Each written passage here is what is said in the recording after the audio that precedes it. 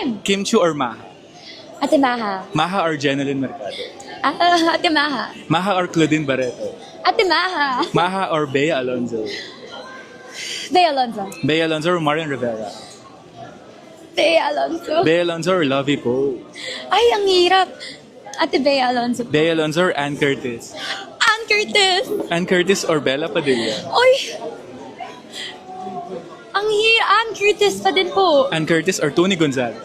Ay! Ann Curtis pa din po. Ann Curtis or Rian Ramos? Ay! Lo, Ann Curtis pa din po. Ann Curtis or Barbie Forteza? Ay! Ate Barbie. Barbs or Janine Gutierrez? Kala mo close ko, Barb. Ate Barbie. Barbie or Catherine? Ate Catherine. Wow, Kat or Angel Oxy? Ate Catherine po. Catherine or Nadine Lustre? Ate Catherine po. Kat or Gleza de Castro? Ate Catherine po. Catherine or Angelica Panganiban? Ate Catherine. Catherine or Carla Abellana? Ate Catherine po. Catherine or Judy Santa Maria?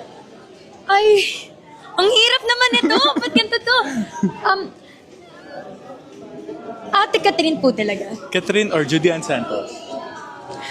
So loyal ako kay Ate Catherine. Why Parang Kat? Ate Catherine na po talaga ako. Yeah. Kasi lahat po talaga ng movies niya, ever since I was a kid, have been legit. Talaga, ever since I was a kid po talaga, siya na po talaga yung pinapanood ko yung movies niya. And nakasuporta, nakatutok po talaga ako sa kanya. Even until now, mas na-lesson lang. Pero grabe talaga yung pagpa-fangirl ko sa kanya. Not just her craft and acting, but how she is.